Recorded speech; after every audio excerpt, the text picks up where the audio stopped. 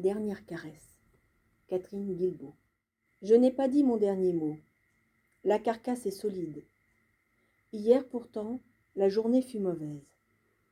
Opium a passé son temps à ronronner près de moi, comme s'il récitait en boucle la prière des agonisants. J'ai eu droit aux visites de chacun. Long défilé, un peu compassé, où la tristesse et l'inquiétude se lisaient sur les visages.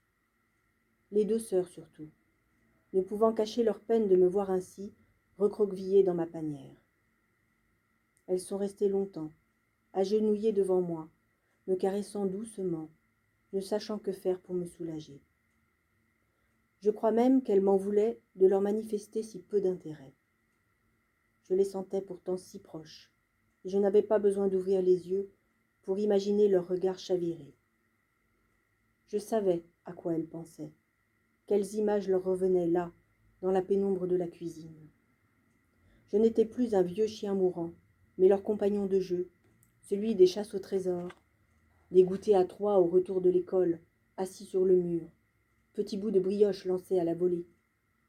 J'étais leur gros doudou vivant, trituré et malaxé, embrassé dans une avalanche de rires et de cris joyeux.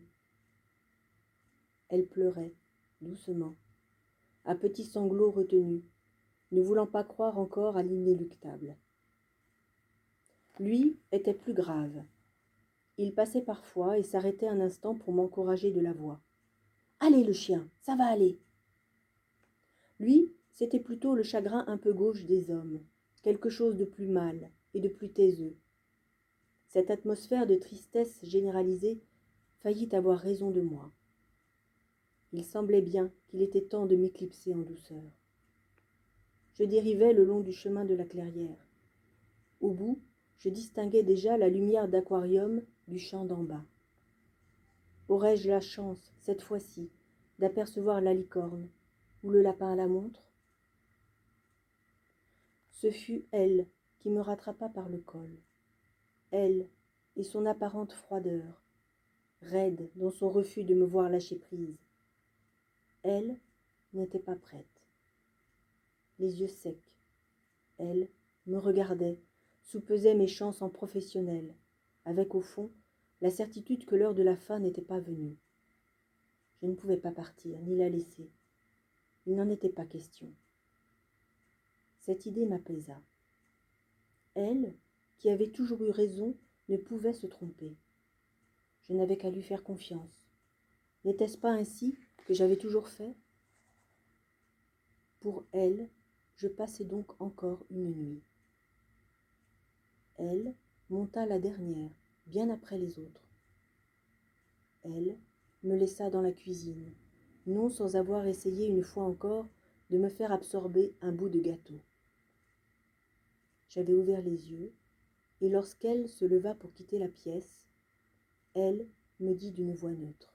« À demain, le chien. » À demain. Il y aurait donc un lendemain. Elle l'avait dit, elle me l'avait demandé. Puis elle avait éteint la lumière, et le noir m'avait enveloppé. J'ai dormi, probablement, d'un sommeil si profond que je n'ai pas entendu le brouhaha vite contenu autour de moi. La porte avait dû s'ouvrir, et quelqu'un était entré. Opium n'était plus là. Il n'y avait qu'elle, me tenant fermement, comme si elle voulait me soulever et m'emporter ailleurs. C'était bon de sentir son corps penché sur moi. C'était comme une dernière caresse. Je n'ai pas vu blouse blanche, je n'ai pas vu l'aiguille, pas senti, rien. Rien qu'un peu de chaleur qui m'a traversée, et l'étreinte de ses bras s'est évanouie.